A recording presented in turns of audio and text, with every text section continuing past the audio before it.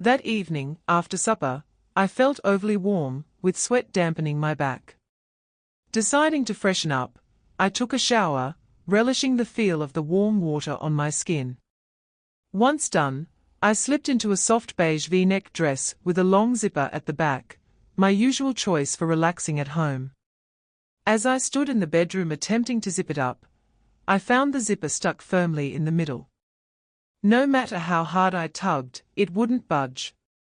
At first, I looked around, a bit flustered, and considered calling my husband for help. But as I entered the living room, only the low light was on, and my father-in-law, Mr. John, was seated in his chair. Hearing my footsteps, he glanced up, his eyes showing a hint of surprise. "Where's Aiden?" I asked, my voice a bit hesitant. "Aiden just left, probably to go shopping." "Is something wrong?" His voice was calm. I bit my lip. With no other options in sight, I stammered, "My dress zipper is stuck. Can you help me?" He set down his teacup on the table, stood up, and moved closer. "Let me see." As he stood right behind me, the space between us felt uncomfortably close. His breath gently brushed the nape of my neck, sending a shiver down my spine. He carefully grasped the zipper, frowning slightly. "It seems to be caught in the fabric," he said, and then he began to pull. Suddenly, there was a small click, and before I could react, the zipper slipped down with force, and the soft silk dress pooled at my feet. For a brief moment, I was frozen in time. The cool breeze from the window whipped in, chilling my exposed skin. "Hello, everyone. I'm Leah, a 28-year-old woman. I've been married to Aiden for 3 years, and on the surface, our married life seems idyllic. We have a lovely house, stable careers, and a good financial situation. Aiden is a wonderful family man, always loyal to me. I, too, am proud of my growing career, which allows me to showcase my skills and find joy in my daily work. We live with my father-in-law, Mr. John, who is in his late 60s.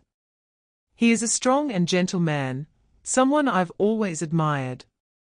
He not only acts as a father figure in our family, but also serves as a mediator whenever Aiden and I have our occasional arguments, which are mostly centered around having children. Aiden longs for a more complete family with children's laughter, but I'm not ready. I want to focus on my career for a while and pursue my own goals before becoming a mother. This has been a topic of ongoing discussion, yet our disagreements have never diminished our love for each other. Aiden is always patient, trying to understand my perspective, and I, in turn, attempt to explain my feelings after each disagreement. My father-in-law kindly steps in and offers advice, constantly emphasizing that family is about understanding one another and that everything can be worked out gradually. Thanks to him, Aiden and I have learned to listen and compromise with each other. I used to believe that our lives would continue smoothly like this, but one evening, everything changed dramatically. That day was as busy as any other. In the morning, I got up earlier than usual to cook breakfast for the family. Aiden preferred a simple breakfast, usually just a slice of bread and a cup of black coffee. I also treated myself to a glass of warm milk to start the day. My father-in-law, Mr. John, would sit at the table, sipping his tea while reading the newspaper, and the air in the house was filled with a calm, warm atmosphere and the delicious smells from the kitchen. After breakfast, I quickly readied myself for work. My office job wasn't overly demanding, but required a high level of focus. I put on a white shirt, stylish pants, and light high heels, which always boosted my confidence. On my way to the office, I stopped by a nearby coffee shop to grab another cup of latte, a small treat to get me through the long day. That particular day at work was busier than normal. The back-to-back meetings left me with little time to catch my breath. I tried my best to respond to each email, report, and task promptly, all while maintaining a positive attitude. I knew this work was not just a responsibility, it was also my passion. When the clock struck 5 p.m., I packed up my paperwork and left the office. As I stepped out onto the street, the beautiful afternoon sunlight spread out, easing the stress of the day. I stopped by the grocery store near our house to pick up some fresh ingredients. I wanted to prepare a more elaborate supper than usual since it had been a long time since the whole family had the chance to sit down and enjoy a peaceful meal together. When I got home, I immediately headed to the kitchen. Aidan had just returned, and he smiled as he helped me set the table. We served hot chicken soup, grilled fish, and fragrant stir-fried vegetables. My father-in-law emerged from the study, pleased to see the spread. We sat down to eat, chatting and laughing throughout the meal. Despite our differences regarding having children, these family dinners remained the most precious times for me. I didn't expect that after such a relatively calm dinner, an unforeseen incident would turn everything upside down. After supper, I felt a bit stuffy and went to the bathroom. The cold water helped calm my nerves. After my shower, I put on my favorite cream-colored silk dress with the back zipper. When I stood in front of the mirror to zip it up, I realized the zipper was stuck halfway. I struggled with it for a while, but couldn't get it to move. I walked out into the living room, intending to ask Aidan for help, but the living room was empty. I called out, "Aidan, where are you?" There was no answer.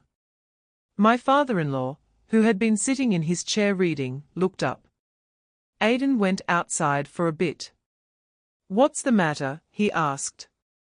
I hesitated for a moment before saying, My dress zipper is stuck, and I can't pull it up. Can you assist me?" He put down his book and stood up. "Let me see."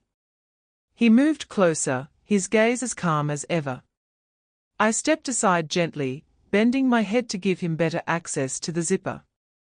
His strong, muscular fingers touched the zipper. "It appears to be caught in this cloth," he said, attempting to pull it up.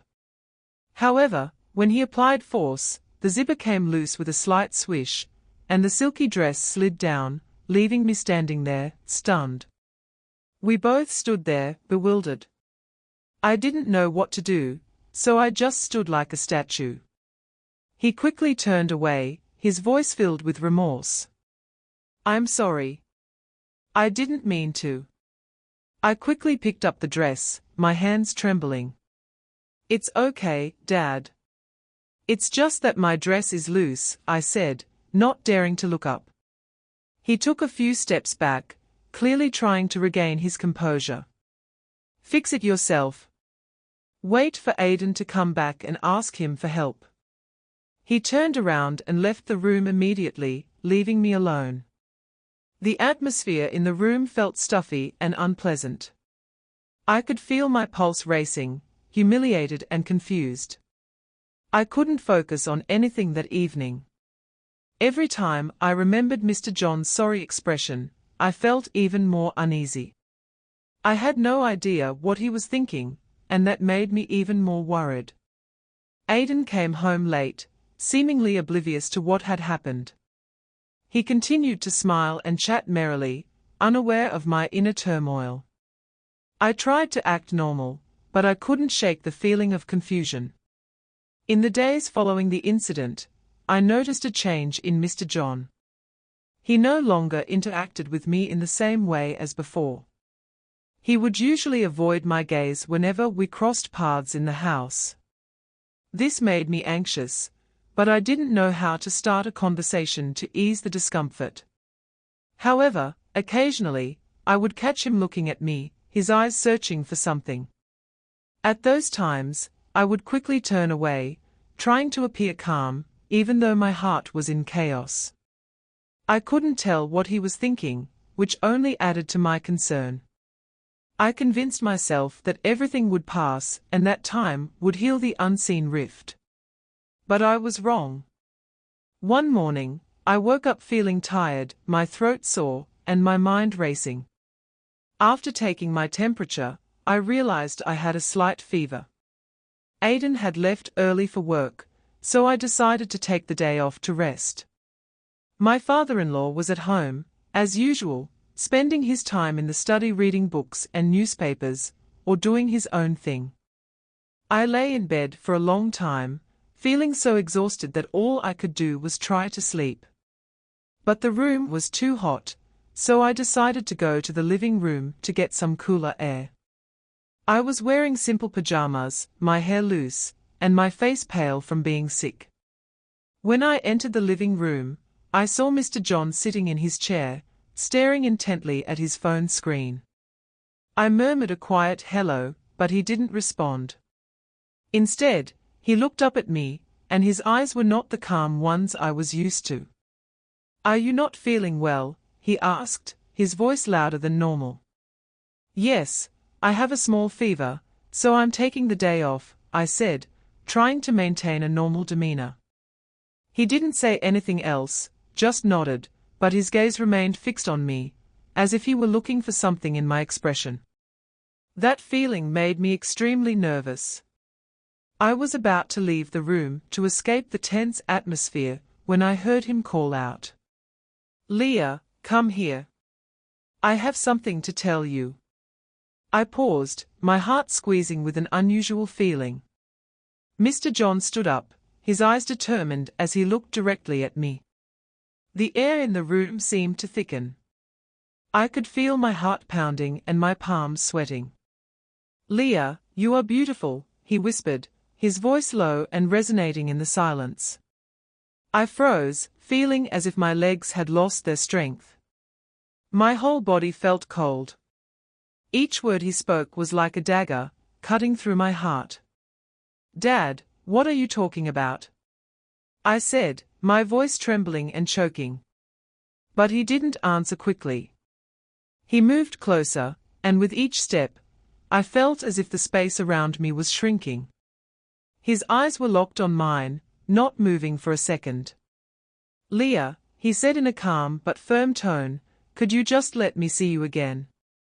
I stood there, unable to believe what I was hearing. My eyes widened, searching for any sign that he was joking, but he wasn't. His stare was so intense that it left me speechless. "Dad," I almost yelled, trying to maintain my composure. "How can you say such things? Don't you feel terrible for Aidan?" He hesitated, a confused expression on his face, but his gaze never left mine. "Leah, I don't know what's happened to me," he murmured quietly, his voice pleading. "Since that day, I haven't been able to stop thinking about you." I backed away, trying to keep my distance. "Dad, what you're saying is completely wrong. You're ruining the bond in this family. I'm your daughter-in-law." "I know," he interjected, his voice rising but then immediately softening. "I understand, but I can't control this feeling." "Dad," I yelled, my voice trembling and my eyes filling with tears. "I don't want to hear it anymore. I can't believe you could say such things." Mr. John stood still, his eyes looking down at the floor, as if he were fighting an internal battle. The air in the room was thick and stifling. After a long pause, he groaned, slumping his shoulders and speaking softly, his voice trembling. "I'm not sure why things turned out this way. I'm sorry, but I can't lie to myself anymore." I stood there, confused and panicked. My legs felt like they were rooted to the ground, unable to move. He moved closer again, each step deliberate and heavy. His gaze was locked on me, full of conflict and an indescribable anguish. I stepped back, but the small table behind me blocked my path, leaving me with no way to escape. "I know this is bad," he said quietly but clearly. "Yet this emotion consumes me. I don't want to hurt you, but I haven't stopped thinking about you since that day." My heart was racing so fast that it felt like it was about to burst out of my chest. "Dad, do you understand what you're saying? We can't do this." It's wrong. It's going to destroy everything, I yelled, my voice breaking with anguish.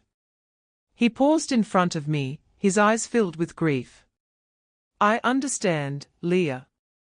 I'm aware of all of this, but I also know I can't go back. Do you feel it too? His question cut deep into my soul, like a scalpel. I shook my head, trying to reject it, but my body refused to listen to my mind. His eyes were begging, not with pressure, but with a sense of helplessness and vulnerability. I don't know what happened at that moment. The whole room seemed to blur, and all sounds seemed to disappear. When he stepped forward, the space between us was almost gone. I didn't move away. All the invisible barriers between us vanished in an instant. When it was over, I sat in the chair, my hands shaking violently. My heart continued to pound, but the emotion was one of intense terror rather than anything else. I couldn't believe what had just occurred. Mr. John stood in front of me, his voice strangled. Leah. No, I said, my voice shaking. Don't say anything. Don't say anything more. I stood up, even though my legs felt weak. I tried to hurry towards the door. As my hand reached the doorknob, he spoke again, his voice filled with sorrow. Leah, I'm sorry. I'm very sorry. I didn't look back. I just silently left the room, tears streaming down my cheeks, overwhelmed with remorse and despair. I didn't know how to face myself, Aidan, or John after what had happened. That night, I lay in bed, unable to sleep. Images, sensations, and phrases flooded my mind. I wondered how things had gotten to this point, and how we were going to face reality from here. I had no answers, and perhaps neither did John. In the days that followed, I was in constant pain. The thought of telling Aidan everything kept haunting me, but every time I considered it, I felt powerless. I knew that if Aidan found out, his relationship with his father would never be the same again. That special father-son bond would be shattered forever. I tried to keep everything inside, hiding my grief and shame, but it only made me feel more trapped. I realized that the only way out was to leave this place. Only then could I prevent things from getting worse and save this family from falling apart. I started making arrangements, but I tried to act as if everything were normal. I didn't want Aidan to suspect anything was wrong until I had the courage to tell him what I wanted. Every day, I prepared breakfast, cleaned the house, and smiled as if nothing had happened. But in my heart, I had made my decision. One evening after dinner, I waited in the living room for the right moment to talk. Aidan, I whispered gently, trying to keep my voice calm. I have something to tell you. Aidan looked up at me, his eyes wide with anxiety. What's wrong? Is there something wrong? I took a deep breath, trying to relax. I think we should go away. We could start a new life somewhere else. I think it would be good for both of us. Aidan stopped, his brow furrowed. Why would you suddenly want to do that? We've been doing well here. Is there something wrong? I shook my head and tried to smile reassuringly. Nothing. It's just that I want us to have some space, and I think it's time to leave. Aidan placed his hand on my shoulder and said seriously, Leah, I know something is wrong. You don't have to hide it from me. Tell me what's wrong. Before I could answer, John came down the stairs. He had overheard our conversation. Leah is right, John said, his voice quiet but firm. Aidan, I think you two should go. You and Leah need some space to build your lives. I don't want to keep you two here forever. Aidan looked at him, his eyes wide with amazement. But Dad, I don't want to leave you. I think we can still live happily together. Mr. John smiled and touched Aidan's shoulder. You don't have to worry about me. I'm fine. You and Leah should decide what's best for your future. Aidan was silent for a long time, his gaze gradually softening. Eventually, he nodded. If you say so, Dad. I'll agree. But I'll visit you often. I didn't say anything but lowered my head, feeling both sad and relieved. I understood why Mr. John was helping me. This was his way of making amends and preventing the family from splitting apart. When night fell, I stood in my room, staring out the window with a hollow feeling. I knew leaving was the right decision, but the sorrow and guilt would follow me wherever I went. My story taught me a valuable lesson. Every mistake starts with a small breach of boundaries. Sometimes, all it takes is a moment of carelessness or weakness, and it can have unexpected and far-reaching consequences. None of us are perfect, but it's crucial to recognize and correct our mistakes. Always cherish the relationships you have, especially with your family. Family is not just a place of refuge, it's also a responsibility to protect. One wrong move can destroy everything we've built over the years. So, stay vigilant, know your limits, and don't let your emotions overpower you. For those in a similar situation, my advice is to choose the option that causes the least harm to everyone. Leaving is not always an escape, it may be the best way to protect those you care about. Learn to let go, because it not only sets you free, but also allows you to uphold the values you hold dear. As I packed my bags and prepared to leave, my heart was heavy with a mix of emotions.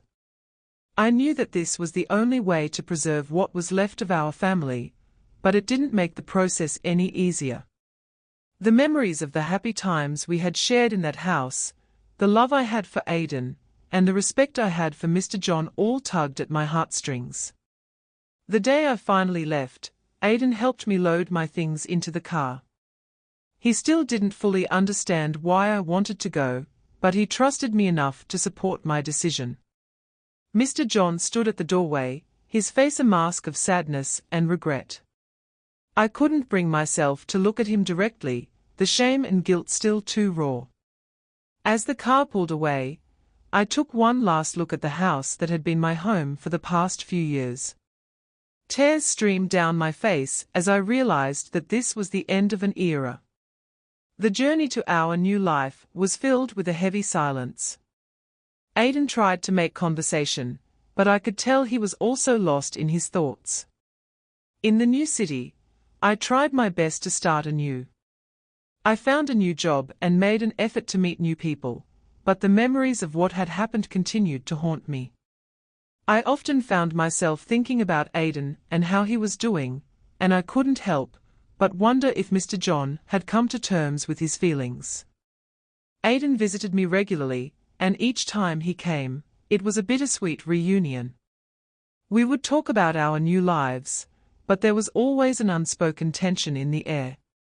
I knew that he sensed something was wrong, but he never pressed me for answers. One day, I received a letter in the mail. It was from Mr. John. I hesitated before opening it, not sure if I was ready to face whatever was inside. But curiosity got the better of me. The letter was filled with his apologies and his hopes that I was finding happiness. He wrote about how much he regretted his actions and how he wished he could turn back time. Reading his words, I felt a strange mix of emotions. Part of me was still angry and hurt, but another part of me felt a sense of pity for him. I realized that we were all victims in our own way. Mr. John had been consumed by his emotions, and I had been caught in the middle. Aidan was left in the dark, not knowing the full truth and yet sensing that something had changed. Over time, I began to heal.